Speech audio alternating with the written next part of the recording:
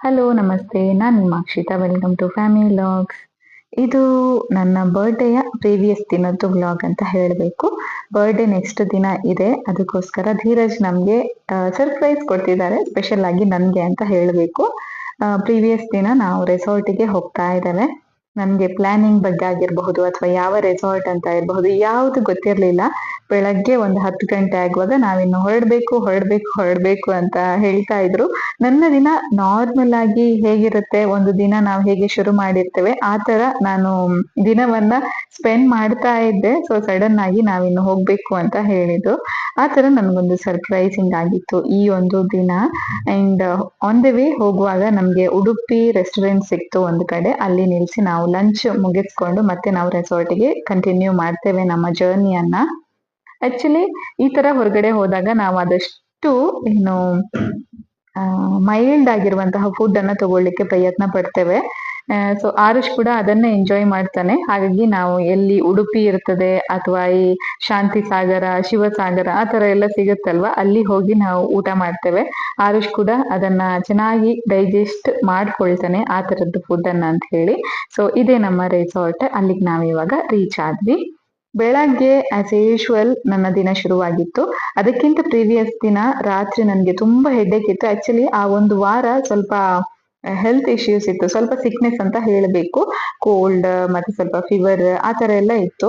So ಅದ್ರದ್ದು ಹಿಂದಿನ ದಿನ ನನ್ಗೆ ರಾತ್ರಿ ತುಂಬಾ ಜಾಸ್ತಿ ಹೆಡ್ಡೇಕ್ ಇದ್ದಿದ್ರಿಂದ ನಾನು ಸ್ವಲ್ಪ ಬೇಗನೆ ಮಲ್ಕೊಂಡಿದ್ದೆ. ಆರುಷ್ ನನ್ನ ಧೀರಜೆ ನೋಡ್ಕೊಂಡಿದ್ರು ಆ ನೈಟ್. ಸೊ ನೆಕ್ಸ್ಟ್ ದಿನಕ್ಕೆ ನಿಮ್ಗೆ ಬ್ರೇಕ್ಫಾಸ್ಟ್ ಕುಕ್ ಮಾಡಕ್ ಆಗುತ್ತಾ ಅಂತ ಕೇಳಿದ್ರು. ಹಾ ಆಗುತ್ತೆ, ಮ್ಯಾನೇಜ್ ಮಾಡಬಹುದು ಅಂತ ಹೇಳಿದೆ. ಸೊ ಬ್ರೇಕ್ಫಾಸ್ಟ್ ಕುಕ್ ಮಾಡು, ಅದಾದ್ಮೇಲೆ ಲಂಚ್ ನಾವು ಹೊರಗಡೆಯಿಂದ ಆರ್ಡರ್ ಮಾಡುವ ಅಂತ ಹೇಳಿದ್ರು. ಸೊ ನಾನ್ ಕೂಡ ಓಕೆ ಅಂದೆ. ಬೆಳಗ್ಗೆ ಹೇಗಿದ್ರು ಆರಾಮಾಗಿ ಇರಬಹುದು ಅಂತ ಯೋಚನೆ ಮಾಡಿ ಪ್ರೀವಿಯಸ್ ನೈಟ್ ಮಲ್ಕೊಂಡಿದ್ದೆ. ಬೆಳಗ್ಗೆ ಆಸ್ ಯೂಶುವಲ್ ಧೀರಜ್ ಎದ್ರು ಮ್ಯಾನೇಜ್ ಆಗತ್ತಾ ಅಂತ ಕೇಳಿದ್ರು. ಆಗುತ್ತೆ ಅಂತ ಹೇಳಿದೆ. ಸೊ ಅವರು ಜಿಮ್ಮಿಗೆ ಹೊರಟೋದ್ರು. ನಾನು ಬೆಳಗ್ಗೆ ತಿಂಡಿ ಇಡ್ಲಿ ಚಟ್ನಿ ಅದೆಲ್ಲ ಮಾಡಿ ನಾನು ಪಪ್ಪ ಮತ್ತೆ ಆರುಷ್ 3 ಜನ ಬ್ರೇಕ್ಫಾಸ್ಟ್ ಮಾಡಿದ್ವಿ. ಮತ್ತೆ ಧೀರಜ್ ಬಂದ್ರು. ಅವ್ರು ಬಂದು ಏನು ಅವ್ರದ್ದು ನಾರ್ಮಲ್ ರೂಟೀನ್ ಇದ್ದೇ ಇರುತ್ತೆ. ಅವಾಗ ಅವರು ಹೇಳಿದ್ದು ನಾವಿವತ್ತು ಹೊರಗಡೆ ಹೋಗ್ಬೇಕು ಅಂತ. ಸ್ಟಾರ್ಟಿಂಗ್ ಏನ್ ಹೇಳಿದ್ರು, ನಾವು ಹೊರಗಡೆ ತಿನ್ನುವ ಇವತ್ತು ಮಧ್ಯಾಹ್ನ, ಆರ್ಡರ್ ಮಾಡೋದು ಬೇಡ ಅಂತ ಹೇಳಿದ್ರು. ಅದಾದ್ಮೇಲೆ ನಾನು ಹೇಳ್ದೆ ಬೇಡ, ಹೊರಗಡೆ ಮತ್ತೆ ಯಾಕೆ ಹೋಗೋದು, ಮನೆಗೆ ತಂದು ತಿನ್ನುವ ಅಂತ ಹೇಳಿದೆ. ಅದಾದ್ಮೇಲೆ ಇಲ್ಲ ನಾವೇ ಪ್ಯಾಕ್ ಮಾಡ್ಕೊಂಡು ಹೋಗುವ, ಲಗೇಜ್ ಪ್ಯಾಕ್ ಮಾಡ್ಕೊಂಡು ಹೋಗುವ ಅಂತ ಹೇಳಿ ಮತ್ತೆ ಬ್ಯಾಗ್ ಎಲ್ಲ ತೆಗೆದು ಕೆಳಗೆ ಕೊಡೋದಕ್ಕೆ ಶುರು ಮಾಡಿದ್ರು. ಮೇಲೆ ಇರುತ್ತಲ್ವಾ ನಾರ್ಮಲ್ ಆಗಿ ಬ್ಯಾಗ್ಸ್ ಎಲ್ಲ ಲಗೇಜ್ ಕೊಂಡು ಹೋಗೋದಕ್ಕೆ. ಸೊ ಅದನ್ನೆಲ್ಲ ತೆಗೆದು ಕೆಳಗೆ ಇಡ್ತಿದ್ದಾರೆ. ನನಗೆ ನಿಜವಾಗಿ ಹೋಗ್ತಾ ಇದ್ದೇವಾ ಅಂತ ಯೋಚನೆ ಆಯ್ತು. ಸೊ ಅದಾದ್ಮೇಲೆ ಅವ್ರು ಹೇಳಿದ್ರು, ಇಲ್ಲ ನಾವು ರೆಸಾರ್ಟಿಗೆ ಹೋಗ್ತೇವೆ ಅಲ್ವಾ ಇವತ್ತು, ಸೊ ಒಂದು ದಿನ ಅಲ್ಲೇ ಸ್ಟೇ ಆಗಿರ್ತೇವೆ, ಸೊ ಎಲ್ಲರಿಗೂ ಲಗೇಜ್ ಪ್ಯಾಕ್ ಮಾಡು ಅಂತ ಹೇಳಿದ್ರು. ನಾನು ಅಷ್ಟು ಸರ್ಪ್ರೈಸಿಂಗ್ ಆಗಿದ್ದೆ ಅಂದ್ರೆ ಓಕೆ. ಹೇಗಿರುತ್ತೆ, ನಾವು ಕೆಲವೊಂದ್ಸಲ ಅನ್ಕೊಂಡಿರ್ತೇವೆ ಓಕೆ ಬರ್ಡೇಸ್ ಎಲ್ಲ ಯಾಕೆ ಸೆಲೆಬ್ರೇಟ್ ಮಾಡೋದು ಆ ತರ ಎಲ್ಲ ಯೋಚನೆ ಇರುತ್ತೆ. ಇನ್ನು ಕೆಲವೊಂದ್ಸಲ ನಮ್ಗಿರುತ್ತೆ ಓಕೆ ಸ್ವಲ್ಪ ಆದ್ರೂ ಸೆಲೆಬ್ರೇಟ್ ಮಾಡ್ಕೊಂಡ್ರೆ ಚೆನ್ನಾಗಿರ್ತದೆ ಅಂತ ಅನ್ಕೊಂಡಿರ್ತೇವೆ. ಆದ್ರೆ ಈ ತರ ಸ್ಪೆಷಲ್ ಡೇಸ್ಗೆ ಯಾರಾದ್ರೂ ಇಷ್ಟೊಂದು ಪ್ರೀತಿಯಿಂದ ಸರ್ಪ್ರೈಸಿಂಗ್ ಎಲ್ಲ ಕೊಡುವಾಗ ತುಂಬಾ ಖುಷಿ ಆಗುತ್ತಲ್ವಾ. ಸೊ ಆ ತರ ಇತ್ತು ನನ್ನದೊಂದು ಮೂಡ್.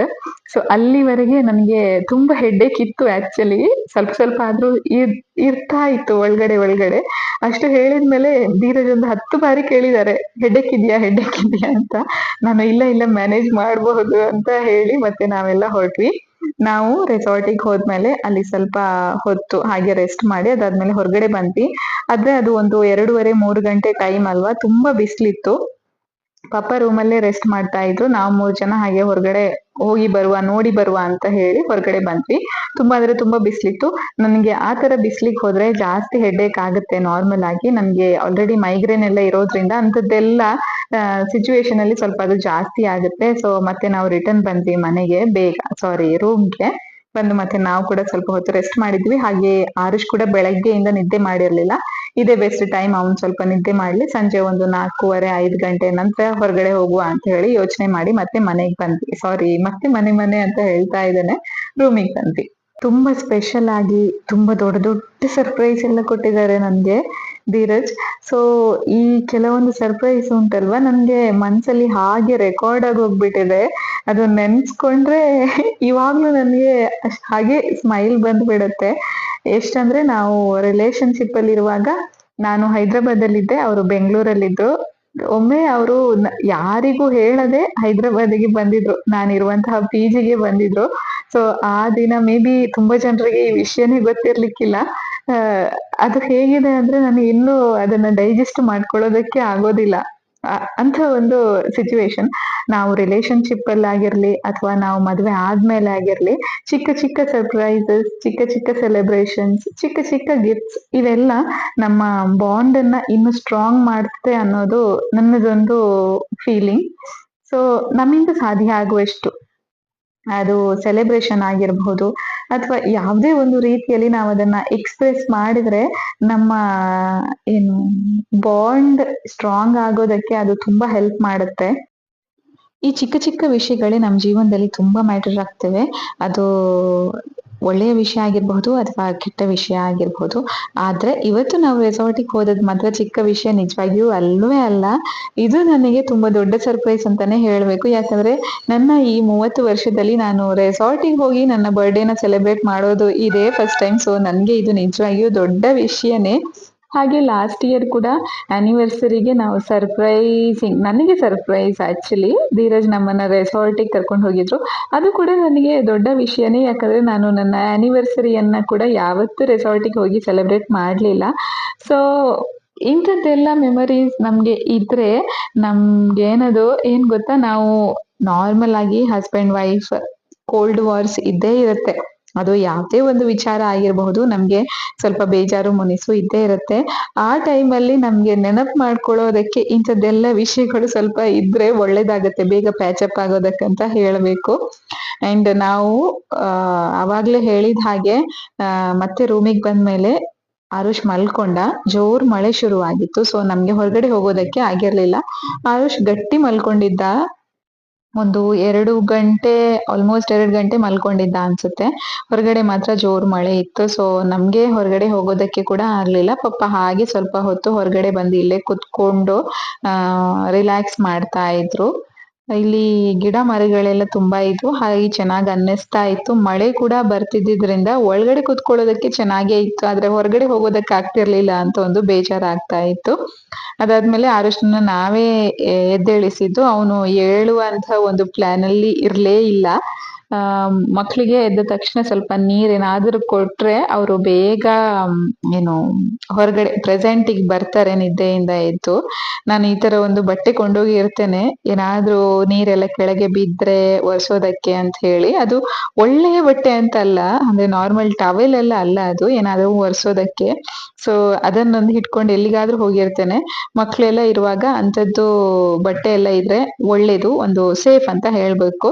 ಯಾಕಂದ್ರೆ ಈ ಟಿಶ್ಯೂ ಅದೆಲ್ಲ ಜಾಸ್ತಿ ಹೊತ್ತು ವರ್ಕ್ ಆಗೋದಿಲ್ಲ. ಸೊ ಒಂದು ಎಕ್ಸ್ಟ್ರಾ ಬಟ್ಟೆ ಇಟ್ಕೊಂಡು ಹೋಗಿದ್ರೆ ಒಳ್ಳೇದು. ಇದಾದ್ಮೇಲೆ ಅಲ್ಲಿ ಟೀ ಪೌಡರ್ ಎಲ್ಲ ಕೊಟ್ಟಿರ್ತಾರಲ್ವಾ, ಸೊ ಟೀ ಮಾಡ್ತಾ ಇದ್ದೇನೆ ಇಲ್ಲಿ. ನನಗೆ ಆಕ್ಚುಲಿ ಟು ಬಿ ಹಾನೆಸ್ಟ್, ನನಗೆ ಪರ್ಫೆಕ್ಟ್ ಆಗಿ ಟೀ ಮಾಡೋದಕ್ಕಂತ ಬರೋದಿಲ್ಲ.